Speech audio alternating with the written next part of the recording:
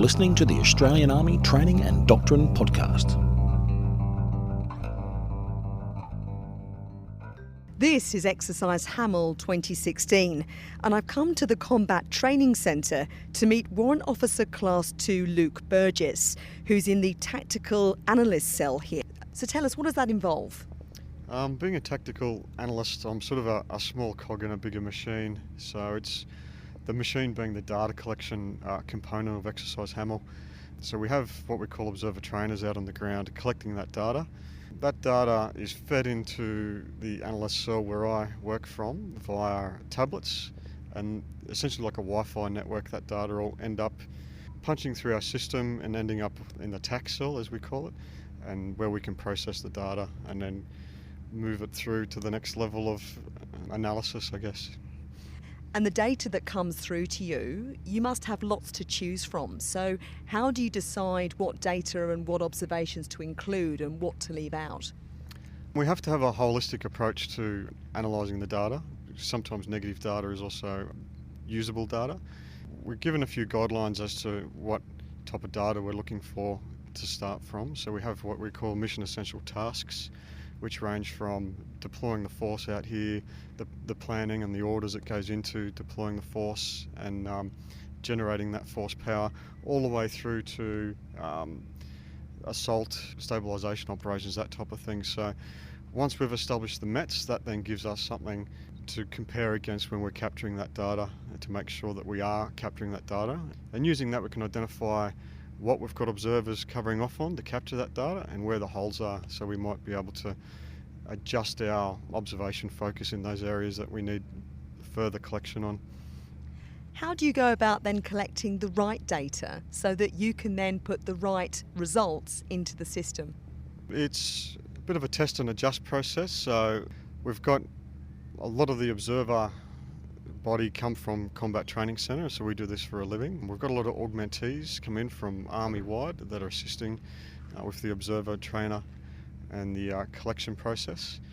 So we've tried to distribute those guys evenly throughout the Blue Force in order to cross-pollinate that experience.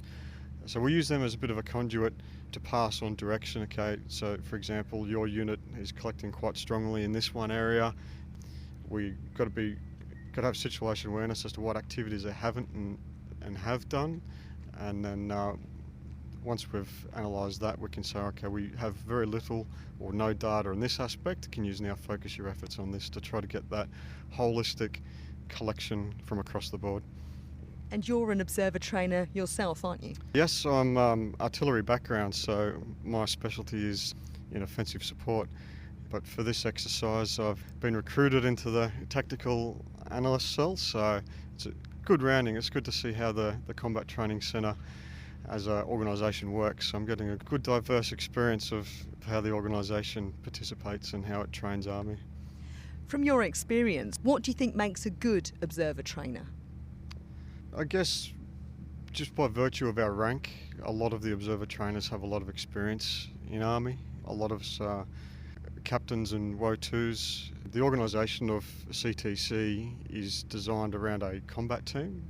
So for these type of exercises, we have to draw in, as I mentioned before, from wider Army to get that rank appropriate cover down from the observer trainers down onto the training unit that they're observing. So everyone from colonels down to pretty much sergeant would probably be the lowest level observer trainer. So just by virtue of that rank, there's a lot of experience that they bring, so that qualifies them to make the observations that they're making.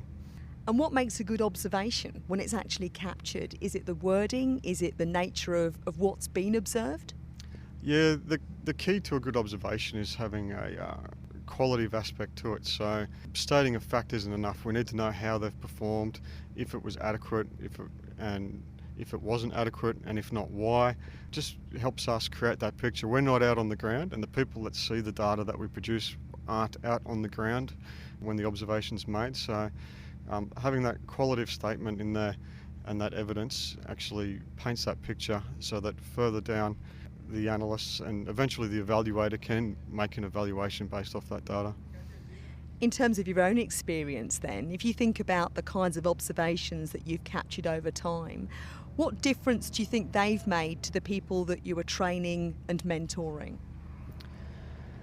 Capturing the data has its benefits when it comes to presenting the information back to the training unit. We try to draw out the teaching points from the training unit themselves, and sometimes we just need to plant that seed, and we get that seed from the data that we capture, and we might phrase it in a question such as, so how do you think you went during that phase of the assault? Obviously we've already formed our own observation and have put that observation in, and then hopefully we draw out that from the unit themselves, and if not, we'll just coach them through that process of self-identifying what they could have done better, what they've done well. It's very important that they recognise what they've done well as well in order to maintain that, but also develop themselves. And how would you describe then that balance between observing, training and mentoring? How does that work on the ground? It can be received differently depending on personalities.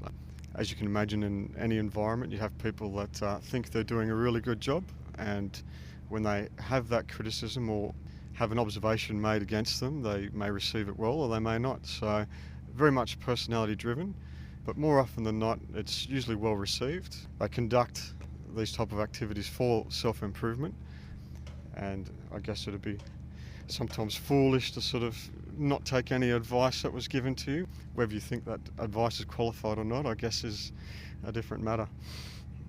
Have you had any cases then in your own experience where perhaps you have noticed that somebody is not performing in the way that you feel that they should be, and perhaps they have struggled to take on that feedback? And if so, how have you then dealt with it? As an observer trainer, we try not to interfere too much.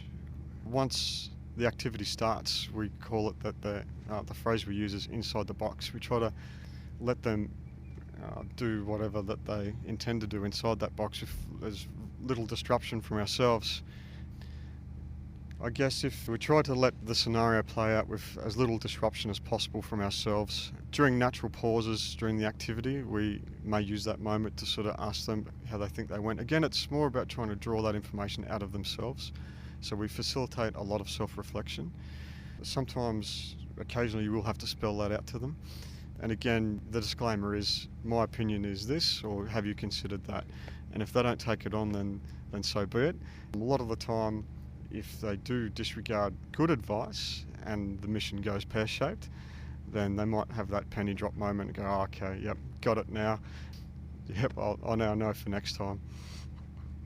In your area of expertise, which is artillery, are there particular types of feedback that you find yourself regularly having to give? Are there regular things that come up time and again in your experience as an observer trainer?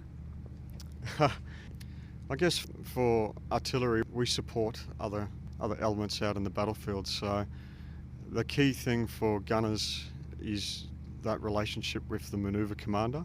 We bring a lot to the party, and I think it's sometimes a hard sell when you're not in a real conflict, that the effects of artillery can be quite catastrophic on the enemy, and it's very hard to simulate that in a training environment just because of the sheer devastation that artillery can bring. So having that rapport with the manoeuvre commanders, being able to explain the capability that you bring and how you can enhance that commander's plan and support him, because everyone is striving for the success of the mission. That's probably been a common theme, is having those personalities interact with the commander and sort of really sell him on what we can bring to the party to achieve that mission. How important then is simulation as part of what you do, given the nature of offensive support? The simulation of artillery is probably one of the trickier things to simulate. The simulation down at section and platoon level is quite easy. They're firing a laser line of sight from one soldier to the next, so it's pretty cut and dry. But because of the nature of artillery firing indirectly, so through the air at a target you can't see, is a further challenge. So we do have the LIS system in the Exercise Control Centre, so if someone does call in what we call a fire mission with the coordinates of an enemy target, those coordinates will go to the control centre, and if there's enemy in that location, then the harnesses that they're fitted out with will be alerted to the fact that they're receiving indirect fire. But again, it's just a harness making a beeping noise. It's not an earth-shattering kaboom that in reality an artillery shell coming your way would provide, but yeah, it's a work in progress. In terms then of exercise Hamel, what do you expect to be the outcome in terms of the training contribution that you're able to make at the Combat Training Centre? For exercise Hamel, I think it's important that we train and we get feedback on how we've trained. If you use the analogy of a football game, your coach takes you up to the point where you run on the field, and at the moment we're in the phase where the game's on. We're playing a game for 80 minutes. If come end of the game we've won or we've lost, it doesn't matter. We still need to know and provide feedback to the players as to, okay, you've done really well because of this, you could have done better because of that. We need to know if we understood the opposition as well as we should have. We want to know if we used our stronger players to target their weaker players. So using that analogy is sort of what the outcome of all our data analysis is, so we can provide that hard, honest feedback back to the training unit and say, hey, next time we do this, we'll be better for it because of the feedback and the data that we captured from the last time we did it. Warrant Officer Class 2 Luke Burgess, thank you very much. This is Captain Sharon Mascall-Dare reporting from Exercise Hamel 2016. This podcast is produced by the Australian Army and is copyright the Commonwealth of Australia.